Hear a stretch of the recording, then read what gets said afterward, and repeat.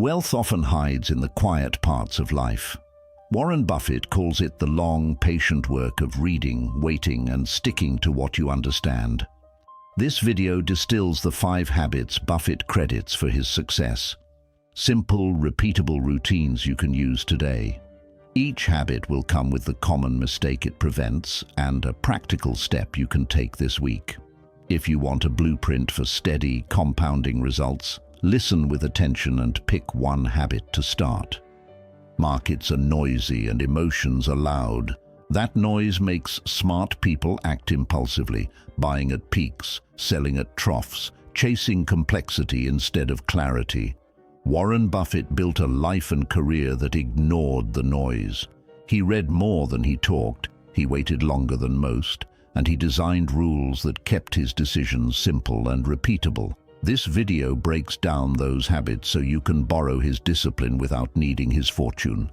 Expect practical steps, short quotes you can use in your own journal, and places to drop in a Buffett interview clip if you're editing with archive audio. Buffett spends hours every day reading. He doesn't read to be entertained. He reads to build edge. The mistake this habit prevents is decision-making on gut or headlines instead of informed judgment. The practical step is immediate. Carve out a daily reading window, even 30 minutes, and rotate between annual reports, corporate filings, and high-quality business books. Keep a running margin note list of ideas and questions. Over months, that small time becomes a knowledge moat. Buffett's favorite holding period is forever. He looks for businesses that can compound returns over decades. The investing mistake this habit prevents is frantic timing. Buying and selling to chase short windows and paying the price in fees and missed growth. The practical step is to write a minimum holding intention for each purchase. Ask yourself, am I willing to hold this for at least 5 years? If you can't, don't buy. Automate monthly contributions to reduce the urge to time the market and let time do the heavy lifting. One of Buffett's defining traits is temperament, the ability to be rational when others are emotional. He buys when others panic and resists greed when markets run wild. The mistake restrained temperament prevents is panic selling or overreaching for fast gains. The practical step is a temperament checklist you read before any trade. Am I calm? Is this decision rule-based? Would I make this same decision if the market were closed for a month? If the answer shows emotion, pause and sleep on it. Conditioning your behavior this way turns emotion from a driver into data. Buffett repeatedly emphasizes staying within your circle of competence. He invests in businesses he understands deeply.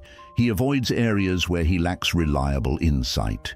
The mistake this habit prevents is hubris, entering complex markets or strategies because they're popular. The practical step is to define your circle in writing. List the industries, business models, and metrics you understand. For every new idea, check if it lies inside that circle. If it doesn't, either learn enough to bring it inside or pass. Clarity about limits is an underrated advantage. Buffett's approach is value first. Buy a good business at a fair price rather than a great story at any price. He demands a margin of safety, a buffer between price and intrinsic worth. The mistake this prevents is speculative overreach, paying too much because of a compelling narrative. The practical step is to create a simple valuation checklist. Estimate a reasonable intrinsic range, set a maximum buy price that provides margin, and stick to it. If you can't calculate intrinsic value, reduce position size or skip the trade. Conservatism in price preserves capital and enables future opportunity. Consider how these habits played out across history. During market manias, investors who read less moved faster and ignored margins often lost big. Buffett's playbook, long reading, patient capital, calm temperament, focused competence, and disciplined valuation, helped him navigate crashes that humbled many. When others rushed to leverage and complexity, his habits acted as a filter that protected capital and left him able to act when opportunity arrived. You don't need his account size to use his habits. You only need to adopt the routines. Start with one habit this week.